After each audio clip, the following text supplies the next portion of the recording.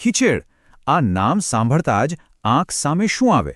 રંગબેરંગી પતંગોથી ભરેલું આકાશ, ધાબા પરથી આવતા કાઈપો છે ના અવાજ અને તલગોળની એ મીઠાશ. પણ શું આ તહેવાર બસ આટલો જ છે? ખબર છે, આ પતંગોની દોરી પાછળ એક એવી ગાથા જોડાયેલી છે જે સીધી સૂર્ય, આપણા આત્મા અને આપણી સદીઓ જૂની પરંપરાઓ સાથે જોડાયેલી છે. તો આ સવાલ પર આવીએ અને જવાબ એકદમ સ્પષ્ટ છે, ના, બિલકુલ નહીં. પતંગ ચગાવવી એ તો આ વિશાળ ઉજવણીનું માત્ર એક નાનકડું દેખીતું પાસું છે. અસલી મજા તો એની પાછળ છુપાયેલા કારણોમાં છે, જે બ્રહ્માંડ, અધ્યાત્મ અને સમાજને એકસાથે જોડે છે. ચાલો આપણે સાથે મળીને એ ઊંડાણમાં ડૂબકી મારીએ.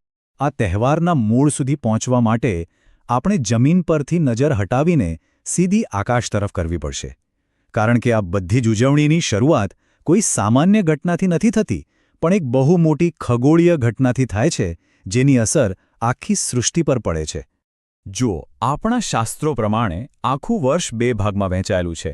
એક છે દક્ષિણાયન, જ્યારે સૂર્ય દક્ષિણ દિશામાં ગતિ કરે છે. આ સમયને દેવોની રાત્રિ પણ કહેવાય છે. અને બીજો છે ઉત્તરાયણ, જ્યારે સૂર્ય ફરી ઉત્તર તરફની યાત્રા શરૂ કરે છે. અને બસ આ જ ક્ષણથી દેવોનો દિવસ શરૂ થાય છે, એટલે કે અંધકાર પર પ્રકાશનો વિજય. અને આનાથી શુભ સમય બીજો કયો હોઈ શકે? તો આ જ છે આ તહેવારનો મુખ્ય પોઈન્ટ. ઉત્તરાયણે જ્યોતિષની ભાષામાં એ ક્ષણ છે જ્યારે સૂર્ય ધનુ રાશિમાંથી નીકળીને મકર રાશિમાં પ્રવેશ કરે છે. અને આ ખાલી દિશા બદલવાનો ખેલ નથી, આ તો આખી ઊર્જા બદલવાનો ખેલ છે. એક નવી પોઝિટિવ શરૂઆતનો સંકેત છે. આ સમયનું મહત્વ કેટલું જબરદસ્ત છે એનો સૌથી મોટો પુરાવો આપણને મહાભારતમાં જોવા મળે છે. વિચારો, ભીષ્મ પિતામહ બાણોની શૈયા પર પડેલા હતા, છતાંય એમણે પોતાના પ્રાણ નહોતા છોડ્યા. એ માત્ર એક જ ક્ષણની રાહ જોઈ રહ્યા હતા, સૂર્યના ઉત્તરાયણમાં આવવાની. કારણ કે માન્યતા એવી હતી કે આ દિવ્ય સમયે દેહ છોડવાથી આત્માને સીધો મોક્ષ મળે છે. સારું, તો આકાશમાં જ્યારે આટલી મોટી શુભ ઘટના બને છે, ત્યારે પૃથ્વી પર આપણે શું કરીએ? આપણે પણ આપણા કર્મોથી આ દિવસને વધુ પવિત્ર બનાવીએ છીએ. અને અહીંથી જ આ તહેવારનો અસલી આત્મા શરૂ થાય છે, જે છે દાન અને સેવાની ભાવના. આ દિવસે કરેલા દાનને કોઈ સામાન્ય દાન નથી કહેતા. એને કહેવાય છે અક્ષય પુણ્ય. અક્ષય એટલે જેનો ક્યારેય નાશ ન થાય, જે ક્યારેય ખતમ ન થાય. મતલબ કે આ દિવસે કરેલું નાનકડું દાન પણ એક એવું આધ્યાત્મિક ઇન્વેસ્ટમેન્ટ છે જેનું ફળ ક્યારેય પૂરું થતું નથી. તો પછી આ પુણ્ય કમાવવું કેવી રીતે? વેલ, ઘણા રસ્તાઓ છે. સૌથી શ્રેષ્ઠ તો ગૌ સેવા, એટલે કે ગાય માતાને ઘાસચારો ખવડાવવો. એ સિવાય શિયાળાની ઠંડીને ધ્યાનમાં રાખીને બાજરી અને જુવાર જેવા ગરમી આપે તેવા અનાજનું દાન પણ ખૂબ મહત્વનું ગણાય છે.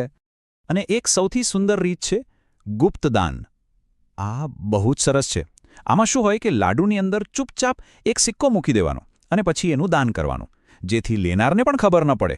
આ પરંપરા આપણને શીખવે છે કે સાચું દાન એ જ છે જે કોઈ દેખાડો કર્યા વગર શુદ્ધ ભાવનાથી કરવામાં આવે. ચાલો, દાનથી આત્માનું પોષણ તો થઈ ગયું. હવે થોડું શરીરનું પણ વિચારીએ, બરાબર ને? કારણ કે ખીરની મજા ખાણીપીણી વગર તો અધૂરી જ છે. અને આ ખાલી જીવના સ્વાદ માટે નથી. આની પાછળ પણ પાક્કું વિજ્ઞાન અને સ્વાસ્થ્યનું ધ્યાન રાખવામાં આવ્યું છે. આ જૂની કહેવત જ બધું સમજાવી દે છે. શિયાળાની કડકડતી ઠંડીમાં શરીરને અંદરથી ગરમીની જરૂર પડે, અને તલ અને ગોળ એના માટે બેસ્ટ છે. એ આપણા શરીર માટે નેચરલ હીટર જેવું કામ કરે છે. એટલે જ તો આપણે તલના લાડુ અને ચીકી ખાઈએ છીએ. અને પછી આવે છે આ દિવસનું સુપરફૂડ, એટલે કે 7 ધાનનો ખીચડો. નામ પરથી જ ખબર પડે છે, 7 અલગ અલગ પૌષ્ટિક અનાજ અને દાળને ભેગા કરીને આ વાનગી બને છે. આ કોઈ સાદો ખીચડો નથી, આ તો ઊર્જાનો પાવરહાઉસ છે જે શરીરને તાકાતથી ભરી દે છે. તો પછી આ દિવસની આખી થાળી કેવી દેખાય? એક તરફ તલગોળની મીઠાશ, બીજી તરફ ખીચડાની પૌષ્ટિકતા, અને હા, શિયાળાના તાજા શાકભાજીથી બનેલું ઊંધિયું. અને એની સાથે ગરમાગરમ જલેબીને કેવી રીતે ભૂલી શકાય? બસ આ કોમ્બિનેશન વગર તો ખીહરની ઉજવણી અધૂરી જ ગણાય. સારું, તો આપણે બ્રહ્માંડથી શરૂઆત કરી, આત્મા અને શરીરનું પોષણ પણ કર્યું. હવે ચાલો પાછા આકાશ તરફ જઈએ. પણ આ વખતે આપણે પતંગને માત્ર એક રમત તરીકે નહીં, પણ લોકોને એકબીજા સાથે જોડનાર એક માધ્યમ તરીકે જોઈશું. હકીકતમાં પતંગ ચગાવવી એ એક બહાનું છે પરિવાર અને મિત્રોને ભેગા કરવાનો. આખો દિવસ ધાબા પર બેસીને શિયાળાનો કૂણો તડકો લેવાનો, જેમાંથી આપણને મફતમાં વિટામિન ડી મળે છે. આકાશમાં ઉડતી દરેક પતંગ એ કોઈકના ઉત્સાહ અને આનંદનું પ્રતીક છે. આ જ તો છે સામુદાયિક ભાવના, જે આપણા સંબંધોને મજબૂત બનાવે છે. પણ જ્યારે આટલો બધો આનંદ અને ઉત્સાહ એક સાથે ભેગો થાય ત્યારે 1 મિનિટ રોકાઈને વિચારવું પણ એટલું જ જરૂરી છે કે શું આપણે આ આનંદ જવાબદારી સાથે માણી રહ્યા છીએ? કારણ કે આપણી મજા કોઈના માટે સજા ન બનવી જોઈએ. સાચી ઉજવણી એ જ છે જેમાં કોઈને નુકસાન ન થાય. બસ 2 નાની નાની વાતોનું ધ્યાન રાખીએ. પહેલું, સવારે અને સાંજે જ્યારે પક્ષીઓ પોતાના માળામાં જતા આવતા હોય ત્યારે પતંગ ન ચગાવીએ. અને બીજું, અને સૌથી અગત્યનું, પેલા કાચવાળા કે ચાઇનીઝ માંજાને તો હાથ પણ ન લગાડીએ. એ માત્ર પક્ષીઓ માટે જ નહીં, માણસો માટે પણ જીવલેણ છે. તો આ બધી વાતનો સાર શું છે? ખિયર માત્ર પતંગ ચગાવવાનો દિવસ નથી. એ આપણને યાદ અપાવે છે કે સાચો આનંદ ત્યારે જ છે જ્યારે આપણી ઉજવણી ઉપરના આકાશને, અંદરના આત્માને અને આપણી આસપાસના સમાજને, આ ત્રણેયને એકસાથે જોડે.